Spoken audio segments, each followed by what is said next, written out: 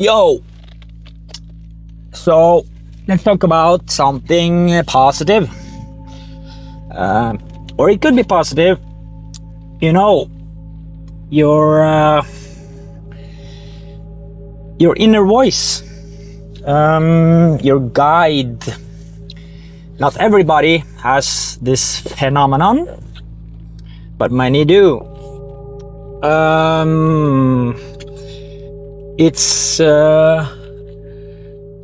Or I think everybody has it, but not everybody is able to hear it.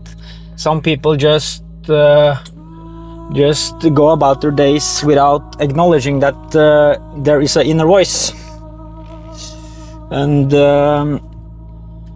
but some people are very in tune with their inner voice. Like, for instance, I am very in tune with my inner voice now. I haven't always been that, but I am now. I am very aware that my inner voice is there. And I used to say when I was younger that I thought with my head, and I thought with my stomach, and I thought with my heart. That's like three different signs of analyzing or thinking about situations, you can say. But it's all the same. It's like your analytical mind thinks about a situation in one way, and your heart may think about it another way, and your stomach, that's your intuition, it has another way to think about it. But they all come together in one mush, one united decision. Intuitive people, they follow their heart, but they also think a lot with their stomach, because that's where the intuition is coming from. And when you are analytical, you also use your mind. So when you add those three components together, then you have a force of nature, you can say, or a very capable person.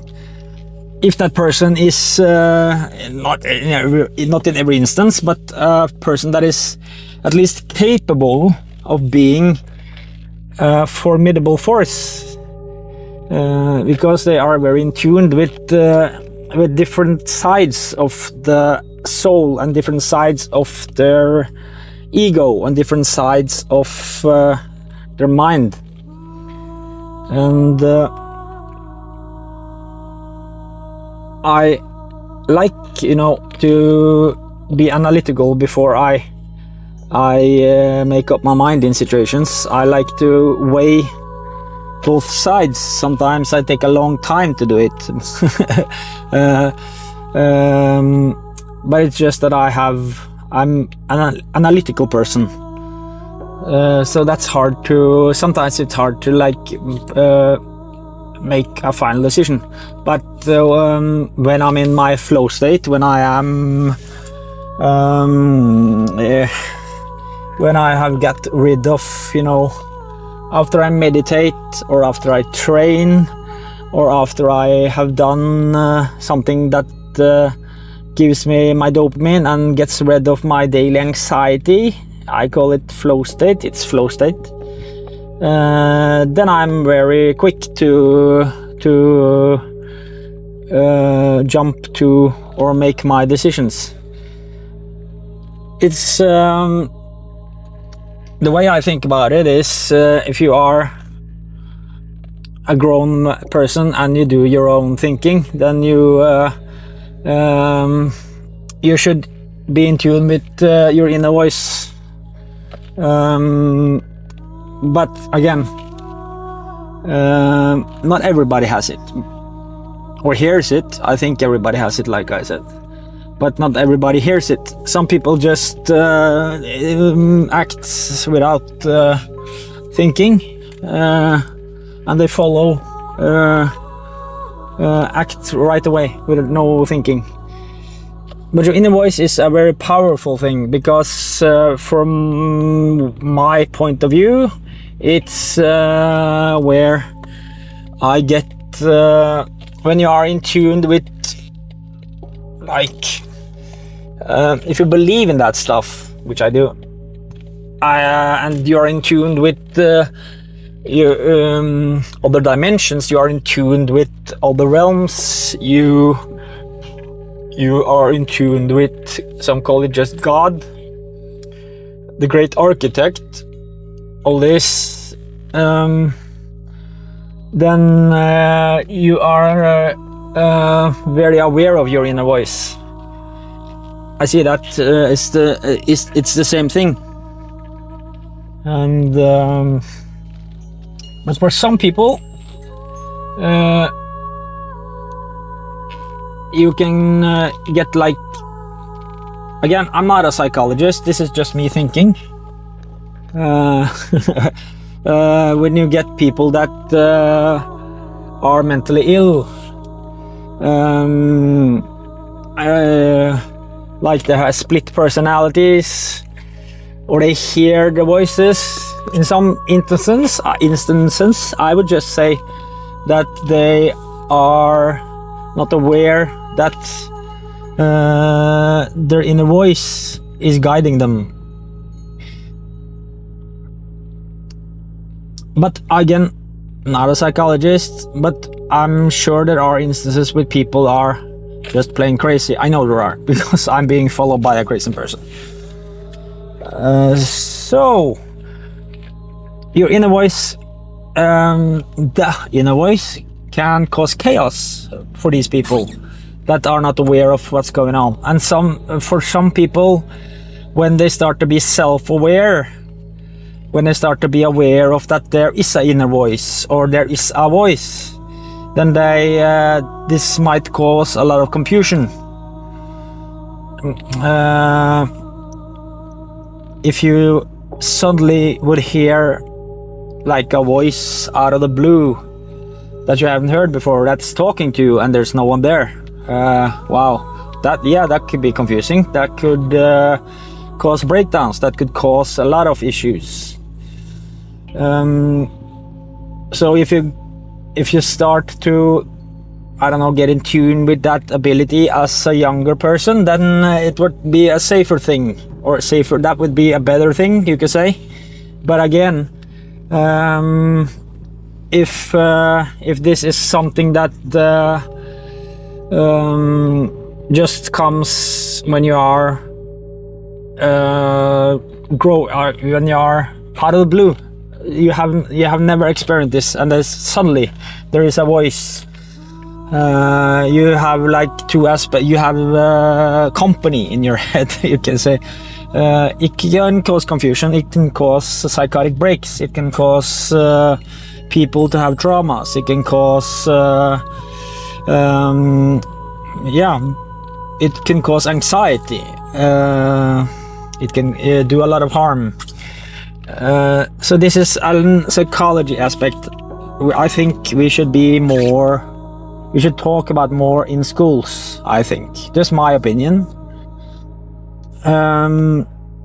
But again, this is where religion comes in, because we have religion in our schools, of course, and there's a lot of people in Christianity. We have people that talk to God and we learn about that in school, like the disciples and people that from the scriptures that talk to God. And if you interpret that a little more analytical, then you could have, then you will see maybe this is a person that is very in tune with their higher self and talking, hearing their inner voice. There are some spiritual views that the person, are God. You are God. You are the creator of your own universe, which is true.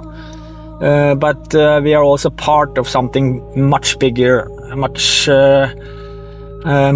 bigger than ourselves. And but religion, I think many religions anyway talk about, they implement these aspects a little bit. We have also like Joan of Arc. When we go back, we have all the saints that were talking to God, who heard God's voice. And Joan of Arc started hearing God's voice when she was very young. And she became a great figure in history, didn't she? Leading France's armies. I remember I liked the stories of Joan d'Arc when I was little. It was very interesting and scary at the same time. But it's very intriguing, this kind of thing. So, if you look at it another way,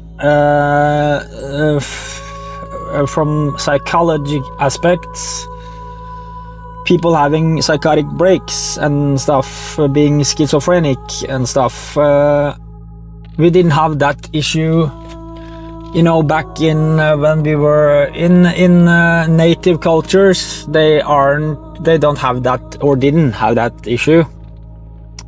Back in the day, it's a new thing, new diagnosis, and these people were just they were like more in tune with the spirit realm, or they needed a cleansing, or they had spirits that were evil that could be gotten rid of. Many views on it, but this is they didn't have this term, like psychological mental illness is not a term that goes back in native cultures. You had the town fool, that's another thing. That's the Heyoka, maybe. I'm sure they were cases with people that just were outcasts from the tribe because they were very ill. But the view on it back in native cultures was that you could cure. These were demons or spirits that were coming into the body, coming into the mind, and there were things you could do with it. Today in society, we just throw a bucket of pills and medications on it, and that's it. And we don't treat it. We don't. Or you can go to the psychiatrist or psychologist, but they more often than not, they just want to give you medications. There's not a spiritual view on many mental illnesses that I think would be a good thing if there were, because people just, like I said, get a diagnosis and then they are given medicine for that diagnosis and nothing happens. They just go on covering the illness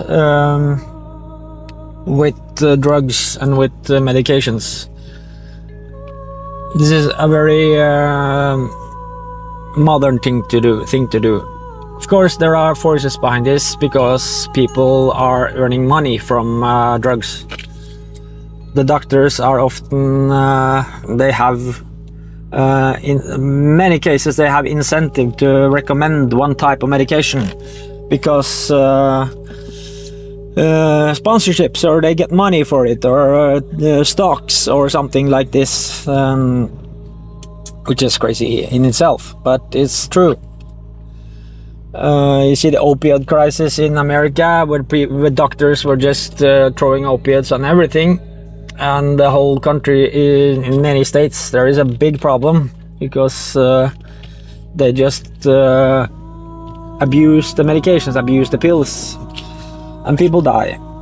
Instead of getting to the root of the problem, they are just medicated, which is very sad to see.